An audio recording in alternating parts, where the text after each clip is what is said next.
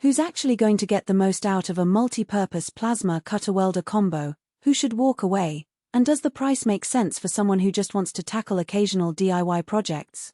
That's the question that keeps popping up in the forums and in the comment sections of YouTube videos about entry-level welding gear. If you're on the fence, you're probably worrying about whether you'll end up with a machine that's either too complicated or simply underpowered for the jobs you have in mind. Link is in the description if you want to check the product details on Amazon. When I first started looking at the Fusswhip multiprocess unit, the first thing I did was map out the typical jobs I see people trying to solve with a single machine: cutting a sheet of steel for a garden table, welding a metal frame for a DIY bike, or patching a rusted section on a car's exhaust. All of those tasks share a common pain point: most hobbyists have to juggle a separate cutter, a MIG welder, and maybe a TIG setup just to get from point A to point B. The promise of one box that can switch between plasma cutting, MIG, TIG, and even MMA welding is tempting, but the devil is in the details of how smoothly those switches actually happen in a real garage.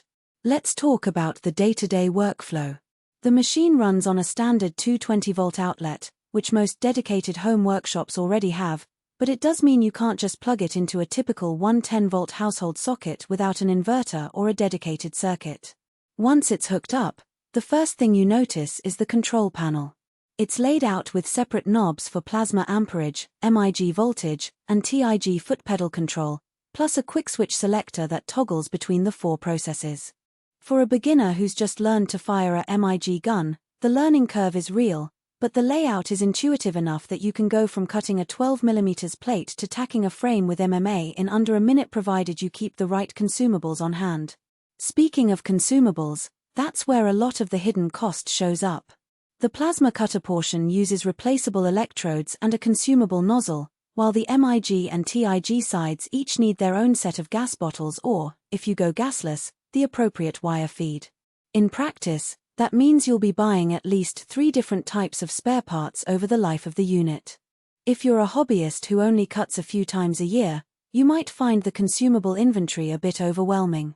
On the other hand, if you already have a small shop with a gas tank and a supply of welding wire, the machine slots right into that ecosystem and you'll probably end up saving money compared to buying 3 separate pieces of equipment. Now, what about the actual cutting performance? In the few demos I watched and the user videos I dug up, the plasma cutter handles mild steel up to about 12mm thick without stalling. The cut edge is clean enough that you don't need a grinder for most homebrew projects, which is a big time saver.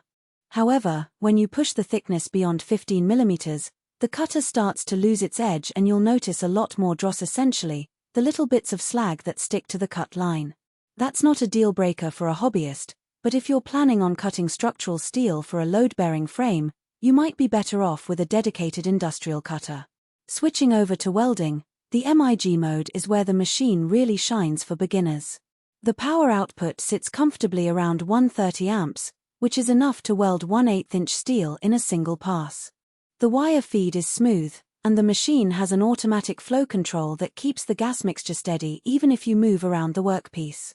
I tried a small automotive patch welding a new bracket onto a rust-eaten frame and the bead was solid, with minimal spatter. For TIG, the unit offers pulse width modulation, which is useful when you need a clean, precise weld on thin aluminum. The trade-off is that the TIG current tops out at about 80 amps, so you'll be limited to thinner material. If you need to tackle thicker aluminum, you'll feel the limitation quickly. One practical strength that often gets overlooked is the machine's durability. The housing is made from a thick, powder-coated steel shell that can survive the occasional bump in a cluttered shop. The internal components are arranged so that the plasma torch and the welding torches share a common cooling fan, which keeps the unit from overheating during a long cutting session. In real-world use, that means you can cut a series of 12mm plates back-to-back without needing to pause for a cool-down period, a convenience that most entry-level cutters don't provide.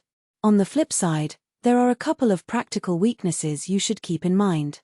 First, the weight. At roughly 35 pounds, it's not something you'll want to carry up and down stairs. If your workspace is on the second floor, you